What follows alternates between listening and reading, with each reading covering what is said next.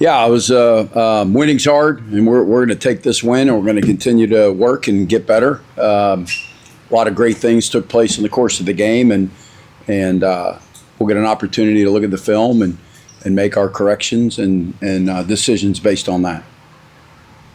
Coach, obviously those 3 turnovers costly in the red zone for you, but what did that do in terms of being able to move the football tonight and to allow your defense a little extra rest so they can pin their ears back and go after Charleston? So. Yeah, I mean, I thought we moved the ball pretty well. Our running game was really clicking, and I was pleased with that. And, at the end, we had a couple of costly turnovers, couple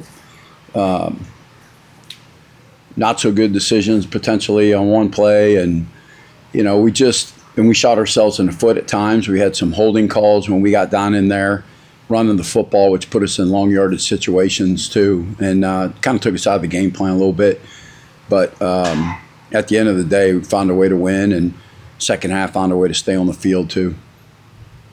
And was MJ pulled for performance standards, or was there any issue with him physically? No, it was more to provide a spark. I just felt like we were flat. I think it's a combination of a lot of things in terms of our quarterback and how he played. It's very. We talked about this before. It's always easy to put it on the quarterback all the time when things don't go well, and not all of it's on him. Some of it is, right? Obviously, I'm not deflecting some things that took place in the game based on that. But in talking with Coach Drew, we just felt like we needed a spark. And to give a guy an opportunity, give another guy an opportunity. And Tad went in there, and he did a nice job providing a spark. He ran the ball really well. He had a big, we called a 4 vertical, and they blitzed. The back missed the blitz pickup, but Tad saw that and was able to dump it to the back, and we got a big gain out of that. So we didn't. I don't think we threw the ball but once or twice in the second half with him once he got in the game. So our offensive line did a tremendous job, and our running backs, our tight ends, did a tremendous job blocking, which allowed us to be able to stay on the field and do that. Yeah, threw it 5 times. Yeah, 5 times. Clearly the defense was better this week. Yeah. 6th shutout in the history of the program in 24 years. What were you most pleased with, and what did you see out there that made you happy about it? Well, I said after the game last week, I thought our defense was good. I was pleased with the way our defense played. We didn't do great on 3rd down 2 weeks ago.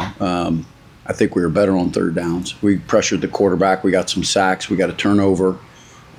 So we did a lot of really good things. We had some tackles for loss, which put them in longer yardage situations. So that played into our defense's hands. But they flew around.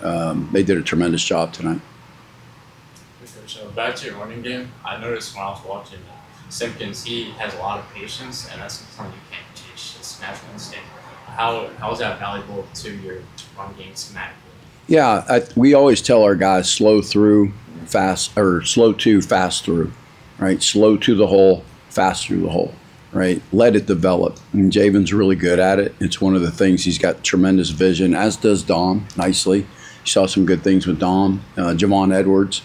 I really like all those guys. And Jalen John, it really played well tonight for us too, getting in there and being able to be a little bit more of a physical presence. But so I was pleased with all that group.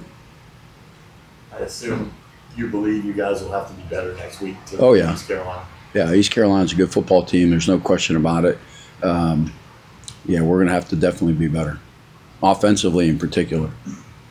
Back to the defense, between Zeke Campbell and Noah Arends, those 2 guys rushing off the edge tonight. Obviously, Collins fits for Charleston Southern. How big are they going to need to be as you progress through this season, or even next week, to provide some presence up front to help dominate the scrimmage? Yeah, no doubt. I mean, those guys, and really, Zeke did. You felt Zeke in the Virginia game as well. He's had a couple, and again, I haven't looked at the film, but just based on out there, you felt him in the backfield a lot. And I thought our guys did a good job of squeezing the pocket better. Last week, we sometimes got pushed by it and allowed the quarterback to be able to stay in or step up or scramble. We did a better job of doing that and containing him today. Coach, just want to go back to Dominic nicely. Yeah, 10 carries for 96 yards, 9.2 drops per carry. What does that bring to this offense now?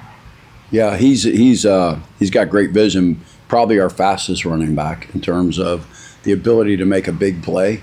As I've been praising him and Javon, the two freshmen, they're tremendous young players, tremendous people. They work hard. It's a joy to coach them, and it's we needed that stable of running backs today.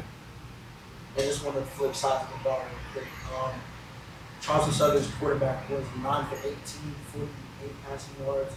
Secondary had a lot of great breakups. What confidence does that give them going into next week? Yeah, I mean, anytime you can do that. Again, this is college football. Like, I mean, everybody's pretty good, to some degree, right? And they're all getting coached. They're all going through the same regiments of everybody else. So, when you could go out there and have a pretty good performance like we did, it does boost confidence in you. And again, with the exception of maybe 3 or 4 plays in 2 weeks ago's game, I thought our guys covered well and broke on the ball well as well. So I like where we're heading. We still got work to do.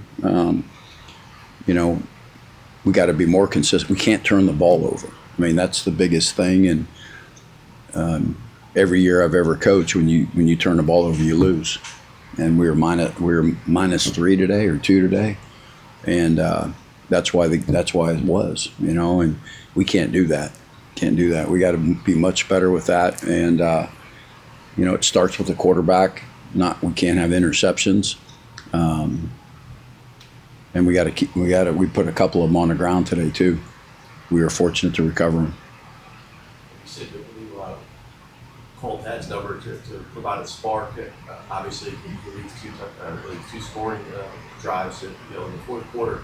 When you get a guy that has no problem sacrificing his body in that game, bulldozed a couple of defenders, what does that do for it's in the offensive unit, knowing that your QB will lay it out there for the rest of the guys, knowing that he's got a pretty good handle on the offense and was able to provide a spark. Yeah, I mean they were fired up. Our whole sidelines got fired up when Tad was running like he was running, and it's just simple zone read play. He just read it correctly and pulled the ball and ran, and just let his instincts take over. And Tad's a good football player, and he was a good high school football player in North Carolina. Coming here, just learning. He's still young. Last year in the bowl game was the first time he played since high school that he actually played in a game. So he's still a young guy learning as well, and he's improved every day since spring.